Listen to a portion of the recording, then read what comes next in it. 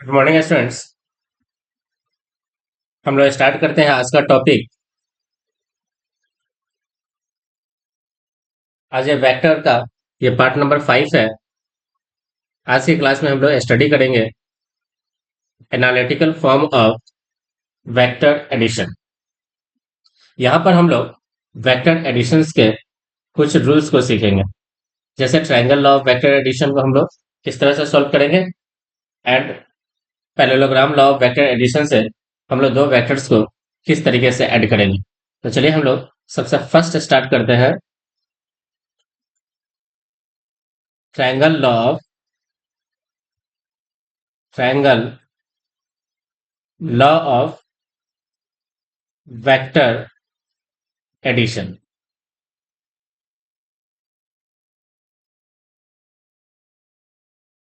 हमें जरूरत क्या पड़ेगी, देखें। सबसे पहले हम लोग एक वेक्टर लेंगे, वेक्टर ए। ये रहेगा वेक्टर बी। हम लोग ट्रायंगल का फॉर्मेशन करें। देखिए ट्रायंगल लॉ में ये रहा उसका रिजल्टेंट वेक्टर आर। तो वेक्टर ए का मैग्नीट्यूड हम लोग लेते हैं ए, वेक्टर बी का मैग्नीट्यूड लेते हैं कितना, बी।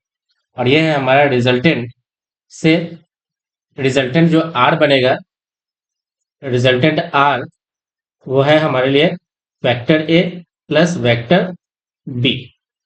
रिजल्टेंट हमारा क्या बन गया, vector A plus vector B. अब ध्यान से देखिए, अब जो vector A and vector B है, इन दोनों के बीच में हमें एक एंगल गिवन है, एंगल थीटा। कितना एंगल गिवन है, देखिए एंगल थीटा।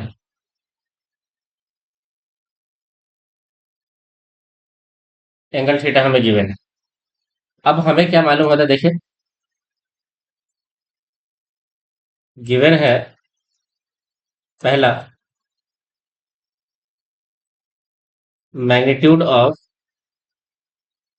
Both vectors. जैसे मैग्नीट्यूड ऑफ वेक्टर ए तो हम लोग ए से डिनोट कर रहे हैं, and magnitude of vector B हम लोग इसको बी से डिनोट कर रहे हैं। सेकेंड पॉइंट, हमें मालूम है angle between vector A and vector B कितना लिखा है, देखे वो गिवन है थीटा। अब हमें फाइंड क्या करना है, फाइंड करना है, फाइंड करना है हमें magnitude R, and second find करना है हमें रिजल्टेंट कितना एंगल बना रहे हैं विथ वेक्टर ए। यानी हमें निकालना है angle between R and vector A, जिसको हम लोग डिनोट करेंगे किससे, फाई से। वो फाई एंगल हमारा यहाँ पे है। तो हमें दो चीज फाइंड करना है, एक तो आर फाइंड करना है और एक फाइंड करना है हमें फाई फाइंड करना है। आर जो है वो magnitude of addition of two vectors है। तो हम लोग आर को क्या बोलेंगे, R is the magnitude of magnitude of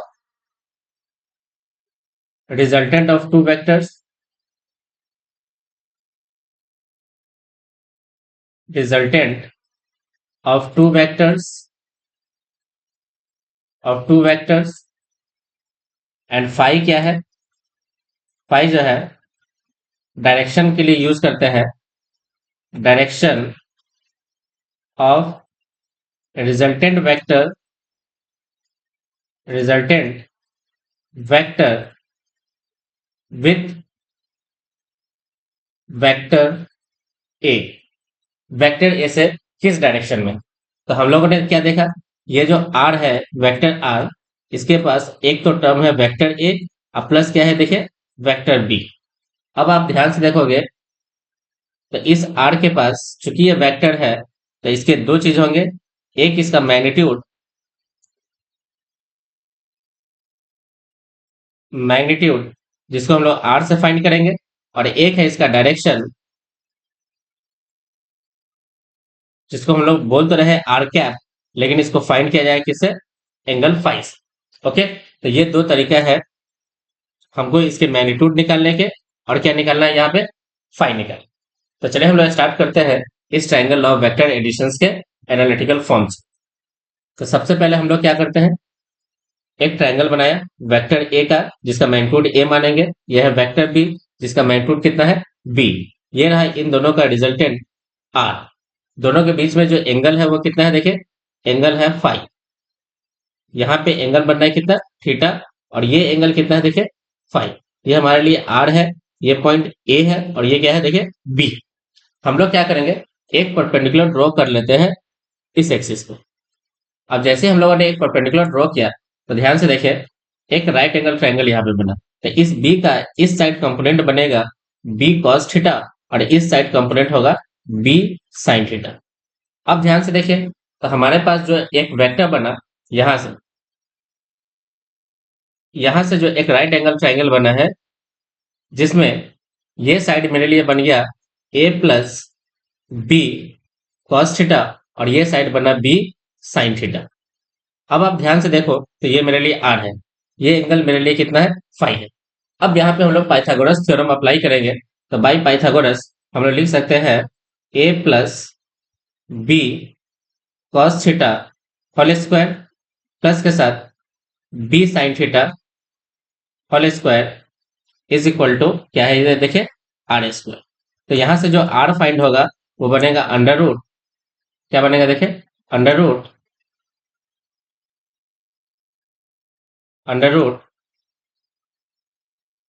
A square plus B square plus 2ab cos theta. 2ab क्या बन जाएगा कॉस थीटा।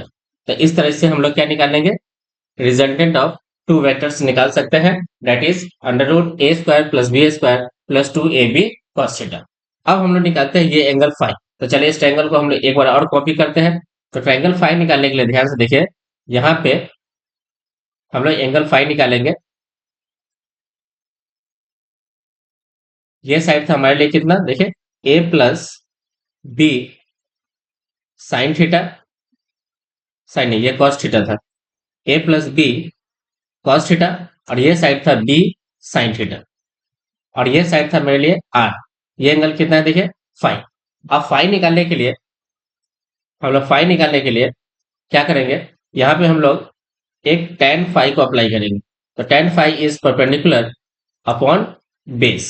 अब परपेंडिकुलर को ध्यान से देखोगे तो परपेंडिकुलर कितना देखे बी साइन थीटा, और बेस कितना बन रहा है, तो बेस बन रहा है A plus B cos theta. अब ध्यान से देखोगे तो जो हमारे लिए tan थीटा निकल के आया वो tan थीटा कितना है, या tan फाई कितना आ गया, देखिए tan फाई आ गया B sine theta upon upon A plus B cos theta. अगर कभी भी हमको यहाँ से फाई की रिक्वायरमेंट हो तो फाई हम लोग निकाल सकते हैं किस तरह से, देखिए phi equals to tan inverse क्या बनेगा, ये B sine theta upon upon A plus B cos theta, A plus B cos theta.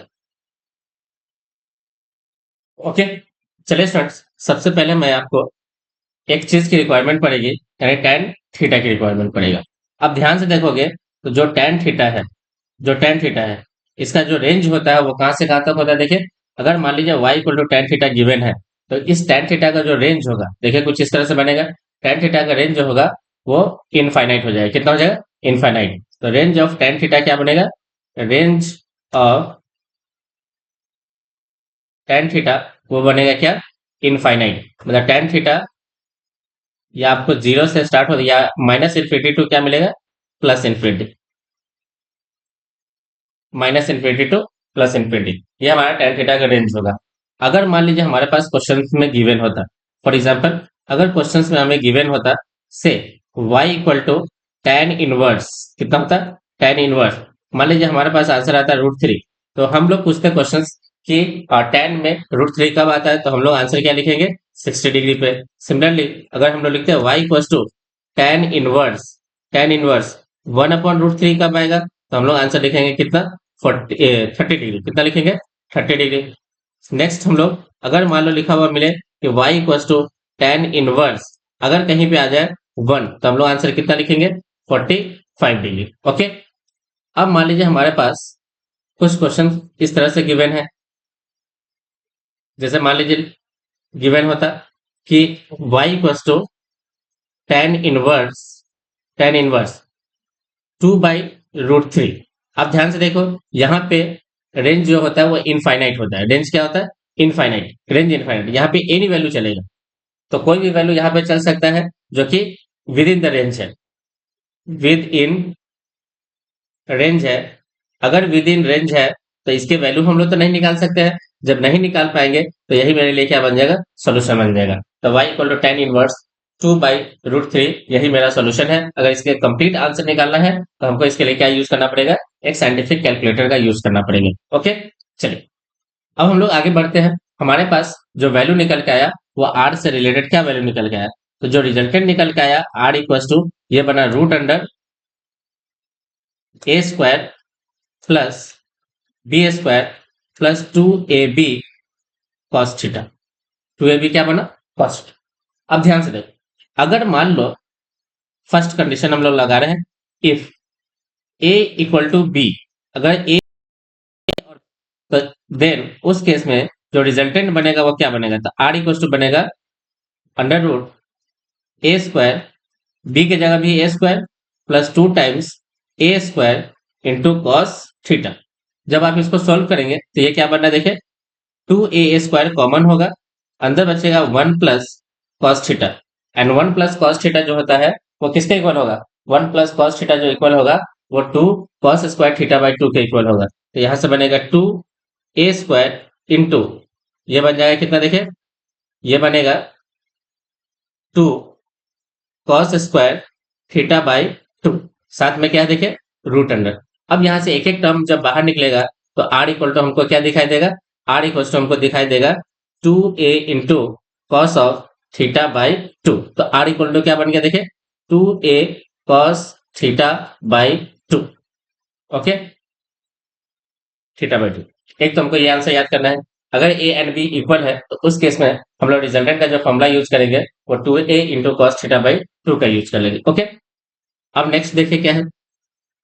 अगर मान लीजिए a एंड b इक्वल है, उस केस में जो हमारे पास जो tan बन रहा है, देखिए जो tan बन रहा है, तो tan कितना बना? देखिए tan था b sine theta upon a plus b cos theta.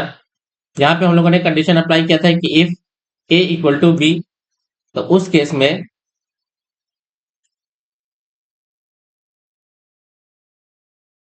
में जो tan बन रहा था वो कितना बनेगा? देखिए ये हमारे लिए बन गया a साइन थीटा अपॉन में a कॉमन हो जाएगा, बनेगा 1 प्लस कॉस थीटा। क्या हम लोग a से a को कैंसिल कर लेंगे? तो यहां से बना sign theta upon 1 plus cos theta. Sine theta को हम लोग हाफ एंगल फॉर्मूला के according 2 sine theta by 2 into cos theta by 2 लिखेंगे, डिवाइडेड बाई अब 1 प्लस कॉस थीटा अभी अभी जस्ट हम लोगों ने पढ़ा, ये बनेगा 2 कॉस स्क्वायर थीटा बाई 2। अब ध्यान से देखिए 2 से 2 कैंसिल और एक कॉस से कॉस कैंसिल होगा, तो tan जो बन रहा है वो tan किसके इक्वल आया? tan जो बनेगा ऊपर में बचेगा साइन थीटा, नीचे में कॉस थीटा, ये बन गया tan ऑफ थीटा बाई 2। दोनों तरफ से tan कैंसिल हो गया, तो यहां से जो हमारा रिजल्टेंट बनेगा phi equals to theta by 2। अब यहाँ क्या सीखे हम लोग स्टूडेंट? देखिए अगर दो वेक्टर्स इक्वल है तो उसका रिजल्टेंट जो है वो बिल्कुल इसके हाफ एंगल से पास होगा, यानी half of angle between vector A and vector B से पास होगा। मान लीजिए हमारे पास दो वेक्टर गिवन है कुछ इस तरह से, देखिए दोनों वेक्टर्स के मैग्नीट्यूड सेम है। दोनों वेक्टर्स के मैग्नीट्यूड क्या है? सेम। दोनों वेक्टर्स के मैग्नीट्यूड हम लोग सेम बना लिए। ये वेक्टर और ये वेक्टर दोनों का मैग्नीट्यूड क्या हो गया? सेम। अब इसका जो रिजल्टेंट है, देखिए ध्यान से, अब जो इसका रिजल्टेंट हो वो बिल्कुल इसके हाफ एंगल से पास होगा, इसके हाफ एंगल से पास होगा। ये रिजल्टेंट बिल्कुल यहां से पास होगा। ओके, तो ये बना रिजल्टेंट। फिर मान लीजिए गिवन होता हमारे पास एक वेक्टर ये और इसके बीच में एंगल होता कुछ ये 60 डिग्री। मान लीजिए ये एंगल होता है 60 डिग्री और ये दोनों वेक्टर्स आपस में क्या है? इक्वल है। तब जो इसका रिजल्टेंट बनता वो कुछ इस तरह से पास होता, देखिए बिल्कुल इसके हाफ एंगल से, हाफ एंगल से इसका रिजल्टेंट पास हो जाएगा। तो इसका रिजल्टेंट कहां से पास होगा? हाफ एंगल से पास होगा। ओके, अब हम लोग एक और चीज देख सकते हैं। देखें, मान लीजिए हमारे पास एक वेक्टर है, कुछ ऐसे वेक्टर दिया हुआ है, और एक वेक्टर ये है। देखिए, दोनों के बीच में एंगल 120 डिग्री है। दोनों के बीच में एंगल कितना है? 120। अब जो हमारा रिजल्टेंट है वो बिल्कुल इसके हाफ यानी 60 डिग्री से पास होगा। कहाँ से पास होगा? 60 डिग्री से। तो जो हमारा रिजल्टेंट है वो कुछ ऐसा दिखाई देगा। ओके, तो बिल्कुल हाफ एंगल से पास होगा। ये टोटल एंगल ये 60, और ये भी कितना बना? देखिए, ये भी बन रहा है 60 डिग्री। ओके, अब स्टूडेंट्स हम लोग नेक्स्ट क्या देख रहे हैं। देखिए, मान लीजिए हमारे पास गिवन है आर इक्वल टू कितना? देखिए, R equal to under root A square plus B square plus 2 times of A B into cos theta. अब आप ध्यान से देखिए, अगर इसमें हम लोग डिफरेंट डिफरेंट एंगल्स पे अगर हम लोग कुछ वैल्यूज को निकालना चाहें,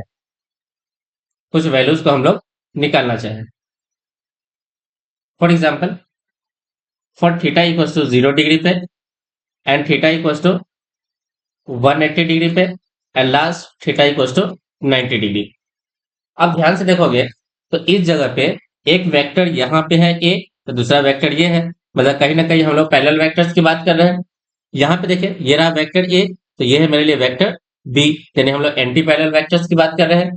और यहाँ पे ये है वेक्टर ए, तो ये है वेक्टर बी। यहाँ पे हम लोग परपेंडिकुलर वेक्टर्स की बात कर रहे हैं। ओके, अब ध्यान से देखो, यहाँ पे आप देखोगे तो वेक्टर ए का मैग्नीट्यूड ये मान लो ये है बी। सिमिलरली ये ए, ये बी, इस तरफ हो गया ए, और ये है बी। एंगल दोनों के बीच में कितना है? 180 डिग्री। तो यहाँ पे हम लोग बात कर रहे हैं पैरेलल वेक्टर्स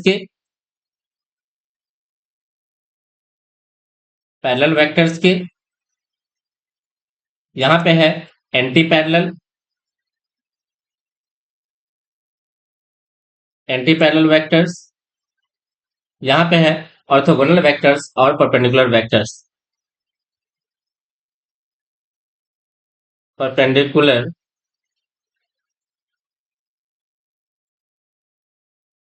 वेक्टर्स। ओके, ये है परपेंडिकुलर वेक्टर्स। तो चलिए हम लोग एक एक करके सॉल्व करते हैं। सबसे पहले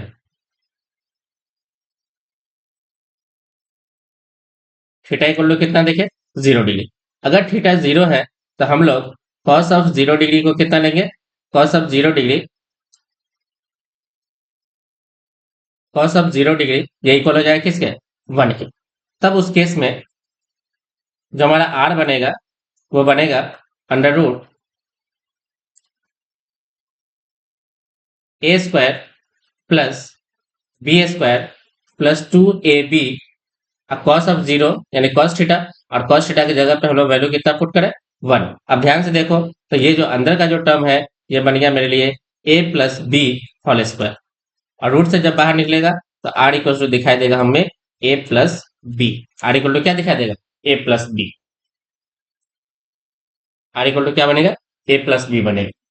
चलिए अब हम लोग नेक्स्ट सॉल्व करते हैं थीटा इक्वल टू 180 डिग्री के लिए।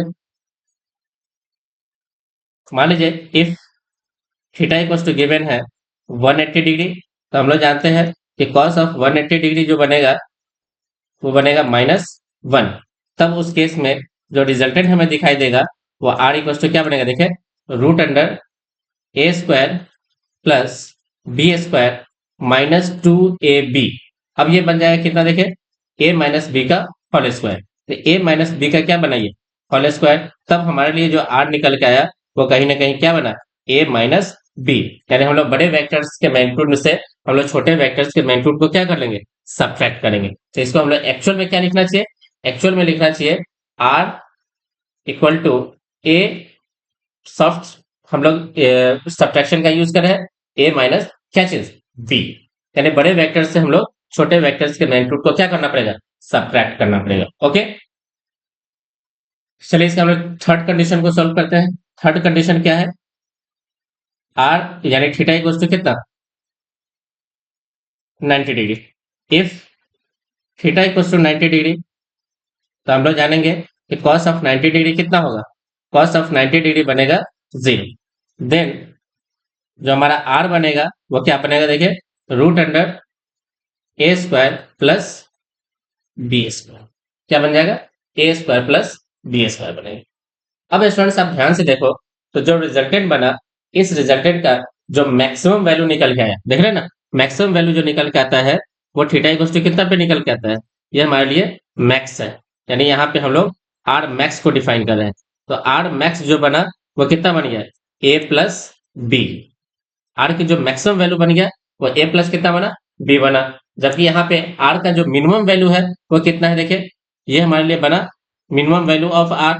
तो आर की जो मिनिमम वैल्यू निकल के आया वो बना ए माइनस बी। तो हम लोग स्टूडेंट्स देख सकते हैं कि जो आर की जो रेंज निकल के आएगा वो ए माइनस बी से ए प्लस बी के बीच होगा। ओके, तो जो रेंज ऑफ रिजल्टेंट है, रेंज ऑफ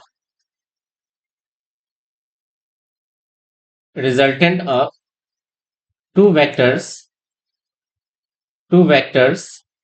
ये जो आर निकल के आएगा, इस आर का रेंज जो होगा वो आर मिनिमम टू क्या बनेगा, आर मैक्सिमम। आर मिनिमम कितना देखे, A minus B less than R less than equals to A plus B. Okay, तो ये हमारे पास निकल गया है range of the vector of the resultant of two vectors. Okay, अब हम लोग इसका नेक्स्ट सेकेंड पॉइंट देखते हैं। सेकेंड पॉइंट का नाम क्या है, देखें, parallelogram law of vector addition.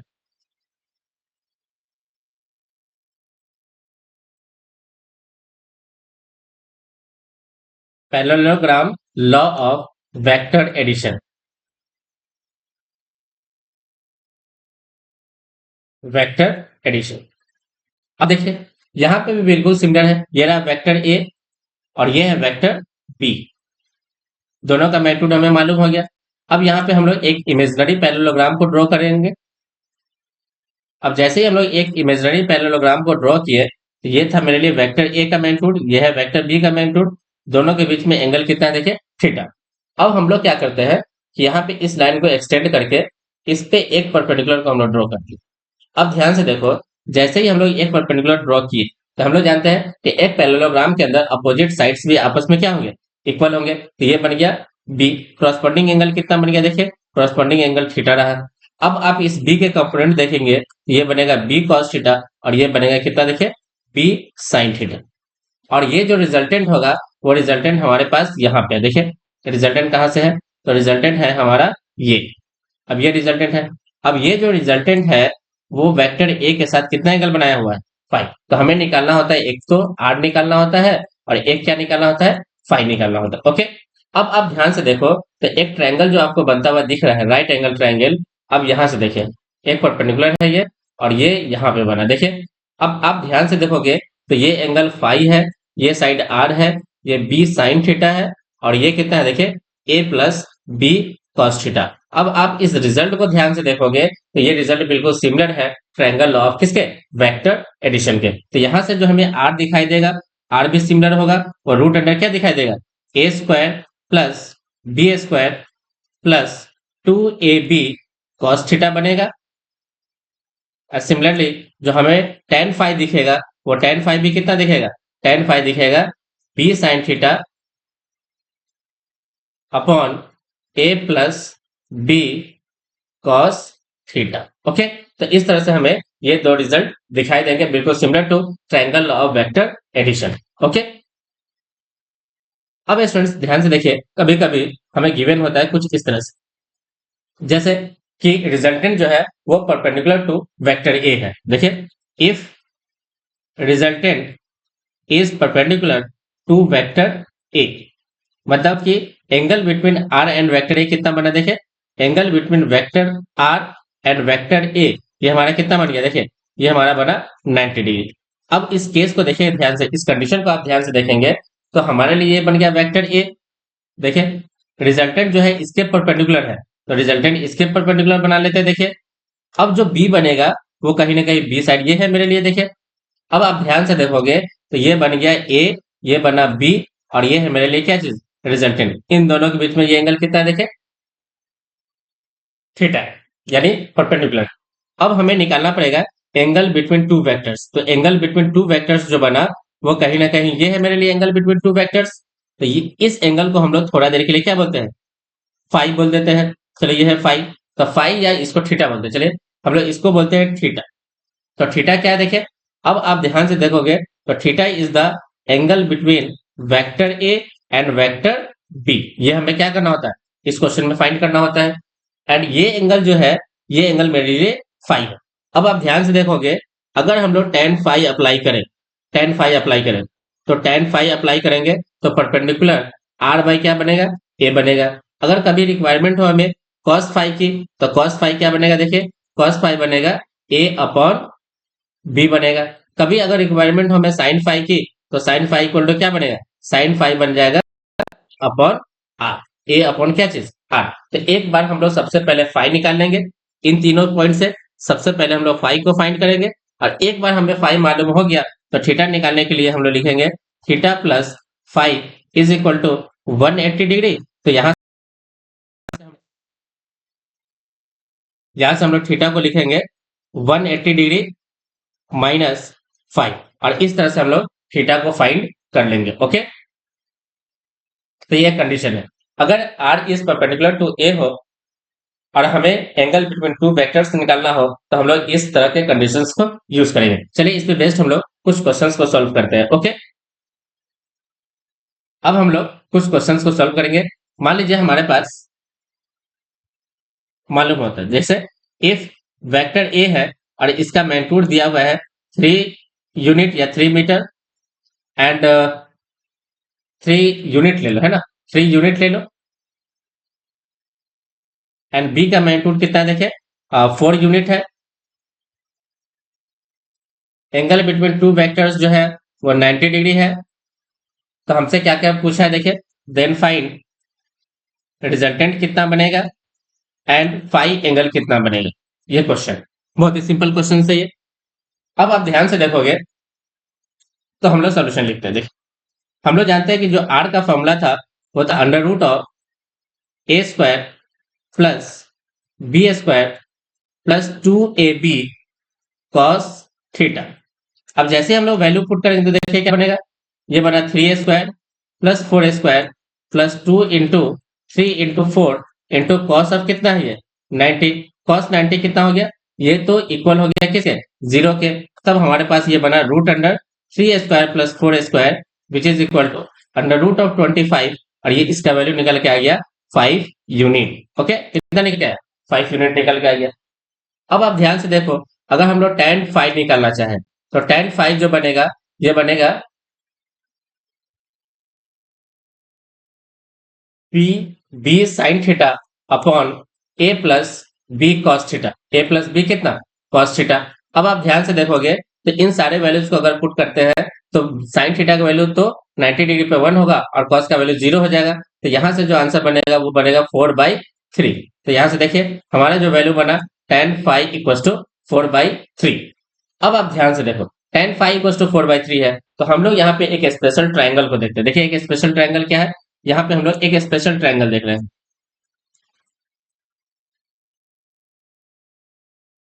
एक स्पेशल ट्राइंगल को हम लोग देख रहे हैं यहाँ पे। देखिए स्पेशल ट्राइंगल क्या है, मान लीजिए यहाँ जो हमें साइड गिवन होता है वो कुछ इस तरह से गिवन होता है, ये 3, ये 4 और ये कितना होता है 5, जहाँ पे 90 डिग्री बनता है। और मान लीजिए कोई भी एंगल, इस एंगल को अगर हम लोग थीटा बोलते हैं और इस एंगल को क्या बोल रहे हैं हम लोग, फाइव बोल रहे हैं। अब ध्यान से देखो तो जो साइन थीटा बनेगा, देखिए ध्यान से, ये जो थीटा है, जो थीटा है इसको हम लोग बोलते हैं 37 डिग्री, और जो फाइव है उसको हम लोग बोलते हैं कितना, 53 डिग्री। तो यहाँ पे ये जो थीटा बनेगा वो 37 डिग्री बनेगा।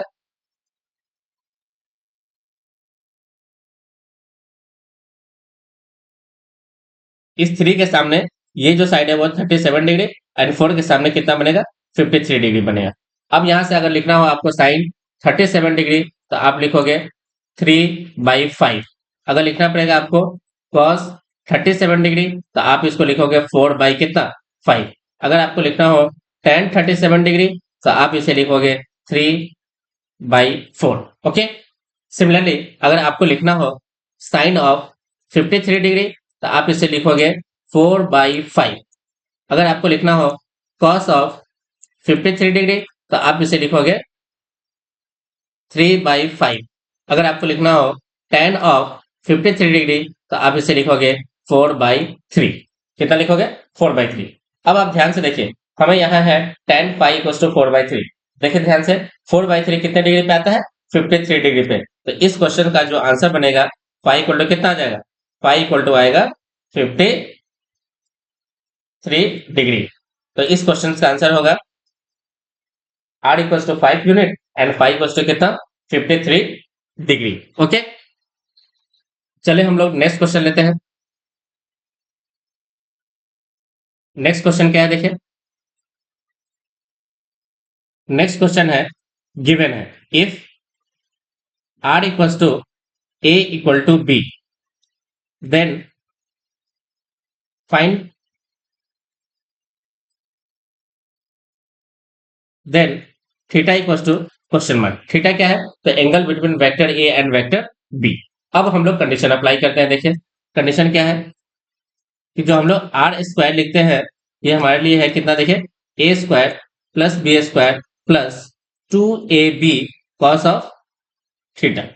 अब A and B and R सब इक्वल है, इसको ए के इक्वल कर लो। तो A square plus A square plus A square plus 2a square into cos of theta. क्या ए स्क्वायर से स्क्वायर कैंसिल हो गया? तो 1 equal to 2 plus 2 cos theta इधर लाओगे तो -1 equal to 2 into cos of theta. तो कॉस थीटा जो निकल के आया वो कितना आया? -1/2। अब ध्यान से देखो स्टूडेंट्स कि कॉस में -1/2 कब आता है? तो हम लोग जानते हैं कि कॉस ऑफ 120 डिग्री जो होता है इसको हम लोग लिखते हैं कॉस 90 प्लस 30 एंड यहाँ पे फॉर्मूला लगेगा कॉस 90 प्लस थीटा, ये इक्वल हो जाएगा माइनस के साइन थीटा के इक्वल, और साइन 30 डिग्री कितना बनेगा?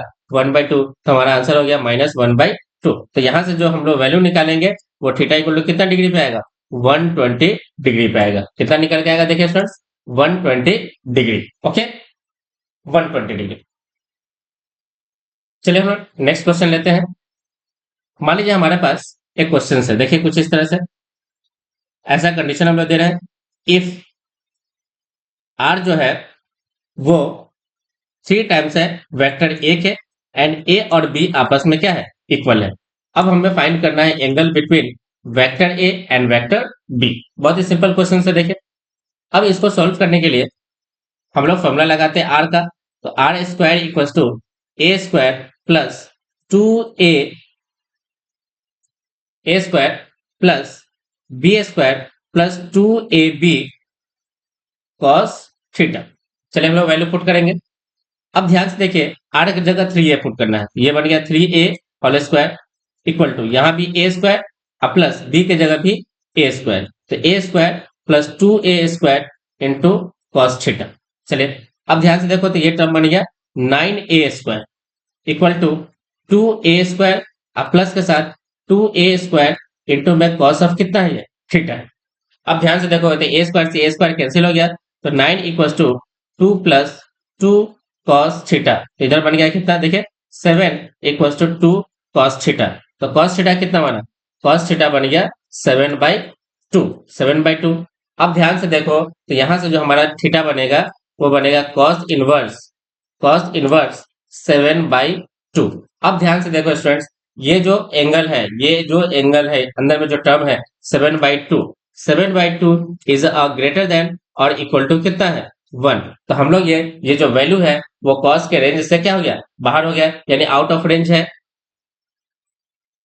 आउट ऑफ रेंज, और जब भी आउट ऑफ रेंज आया तो ध्यान से देखिए यहाँ पे थीटा इक्वल टू क्या मिलेगा? No solution. Theta equal to no solution. तो यहाँ पे हमें थीटा का कोई भी वैल्यू नहीं मिलेगा, तो इसका आंसर हो गया नो सोल्यूशन। ऐसा कोई भी थीटा एग्जिस्ट नहीं करेगा जहां पर ए और बी अगर इक्वल है तो उसका रिजल्टेंट किसके इक्वल आ जाए? 3a के इक्वल आ जाए। चलिए इसको हम लोग थोड़ा और अच्छे से समझते हैं। ओके, अब देखिए ध्यान से, यहाँ पे हम लोग ट्रायंगल इनइक्वालिटी को देखते हैं। ओके, यहाँ पे हम लोग ट्रायंगल इनइक्वालिटी को देखते हैं। ट्रायंगल इन इक्वालिटी,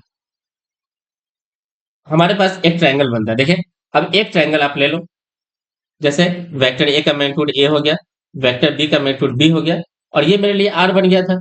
अब ध्यान से देखो, अगर ये मेरे लिए ए है, ये बी है और ये कितना है? आर, तो हम लोग जानते हैं सबसे पहला सम कंडीशन,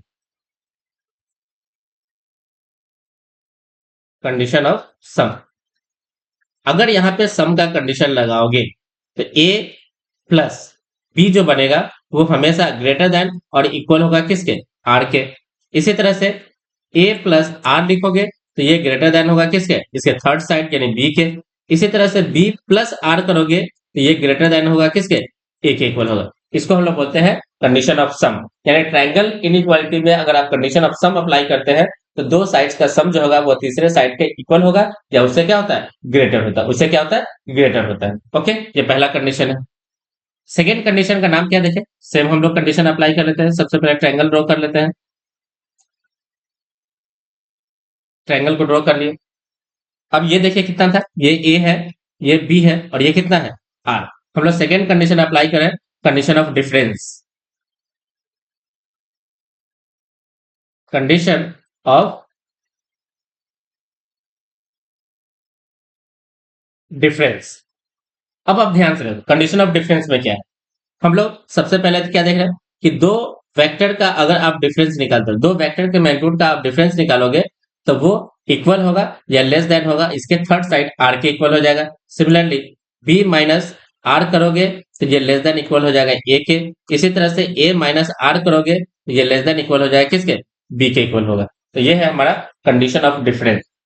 अब आप ध्यान से देखिए, अब जो क्वेश्चन हमारे पास गिवन था, देखिए ये जो क्वेश्चन गिवन है जिसका आर जो है वो 3 टाइम्स ऑफ क्या है, ए है, एंड ए और बी इक्वल है। देखिए ध्यान से, अब ध्यान से देखोगे तो हमारे पास एक ट्रायंगल कुछ हम लोग इस तरह से बना रहे हैं। देखिए ये ए है और ये भी ए है क्योंकि दोनों आपस में इक्वल हो गया। और ये जो बन रहा है वो किसके इक्वल है, ये आर 3 टाइम्स के इक्वल है। तो ये ए है, ये बी इक्वल टू भी हम लोग ए दे रहे हैं और जो आर है वो एक्सपेक्ट कर रहे हैं कितना हो जाए, 3a। अब यहाँ पे कंडीशन ऑफ सम अप्लाई करके देखते हैं। तो कंडीशन ऑफ सम क्या देखे, कंडीशन ऑफ सम यानी कंडीशन ऑफ सम बोलो या समेशन बोलो, तो ये होना क्या चाहिए था कि ए प्लस बी वो इक्वल टू या ग्रेटर होना चाहिए था किसके, ग्रेटर होना चाहिए किसके, आर के। अब आप कंडीशन अप्लाई करोगे तो ध्यान से देखो ए प्लस ए यानी 2a बनेगा and greater than equal to हम लोग एक्सपेक्ट कर रहे हैं कितना, 3a। ये कभी भी पॉसिबल नहीं है। तो ये स्टेटमेंट क्या लिखा हुआ, गलत लिखा हुआ है। तो यहाँ पे कभी भी ट्रायंगल का फॉर्मेशन नहीं होगा, यानी no formation of triangle, no formation of triangle. अगर ट्रायंगल का फॉर्मेशन नहीं है तो जो थीटा बनेगा वो नो सॉल्यूशन बनेगा, नो सॉल्यूशन। ऐसा कोई भी थीटा नहीं है जिसके लिए आप ये ट्रायंगल को आप क्या कर पाओ, ड्रॉ कर पाओ। ओके, चलिए हम लोग नेक्स्ट क्वेश्चन लेते हैं। नेक्स्ट क्वेश्चन क्या है देखिए, नेक्स्ट क्वेश्चन मान लीजिए हमारे पास कुछ इस तरह से गिवन है। देखिए ये है वेक्टर ए एंड आर जो है वो परपेंडिकुलर है वेक्टर ए के, और ये रहा वेक्टर बी।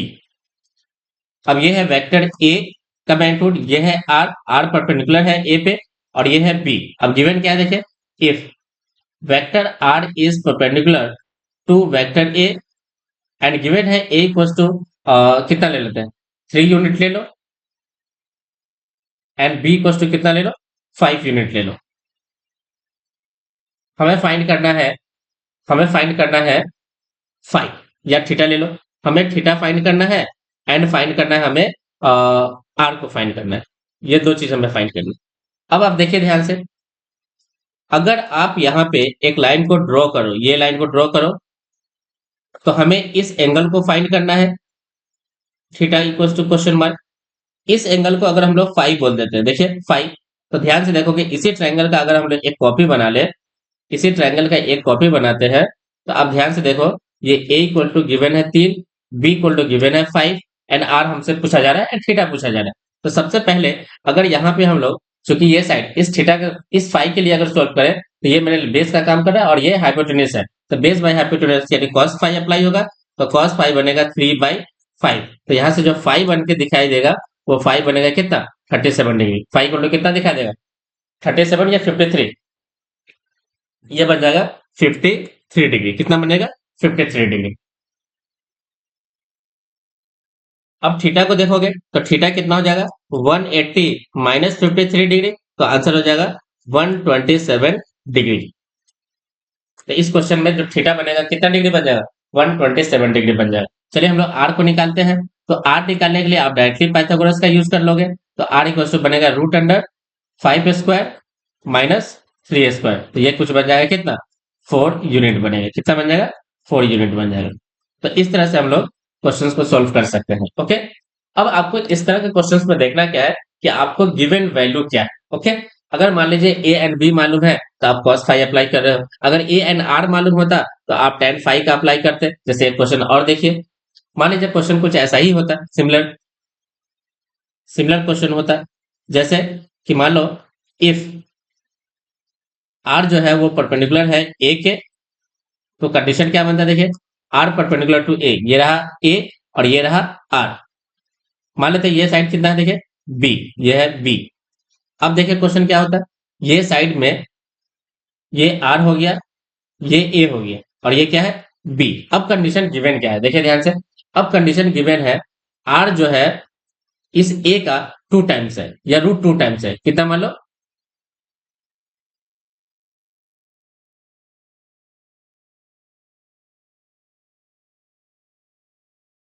या ऐसे लिख दो √3 टाइम्स ऑफ ए है। एंड हमें फाइंड करना है कि theta is the angle between vector A and vector B. अब ध्यान से देखो क्या है, हमें फाइंड करना है ये एंगल, हमें इस एंगल को फाइंड करना है, ये एंगल कितना हो, angle between vector A and vector B, ये हमें फाइंड करना है। अब आप ध्यान से देखो, अगर इस ट्रायंगल को हम लोग कॉपी करें तो ए एंड बी में कुछ रिलेशन दिया हुआ है ए एंड आर में। अगर इस ए को ए बोलोगे तो आर जो बनेगा वो √3 टाइम्स ऑफ क्या है ए के इक्वल हो गया। अब इस एंगल को अगर हम लोग फाई बोल दें तो यहां से आप tan फाई अप्लाई करोगे, tan phi equal to perpendicular √3a/a। अब देखोगे ध्यान से, यहां से बनेगा tan phi equal to 60 degree यानी √3, तो यहां से फाई इक्वल टू कितना आएगा 60 डिग्री आ गया। अब आपको थीटा निकालना है, तो थीटा जो आंसर होगा 180 माइनस का 60 degree which is equal to 120 degree. कितना निकल के आएगा 120 डिग्री निकल के आ जाएगा। तो इस तरह से हम लोग क्वेश्चंस को क्या कर सकते हैं, सॉल्व कर सकते हैं। ओके, चलिए स्टूडेंट्स हम लोग आज के क्लास को यहीं पे ओवर करते हैं। ओके, थैंक यू, आपका दिन शुभ हो।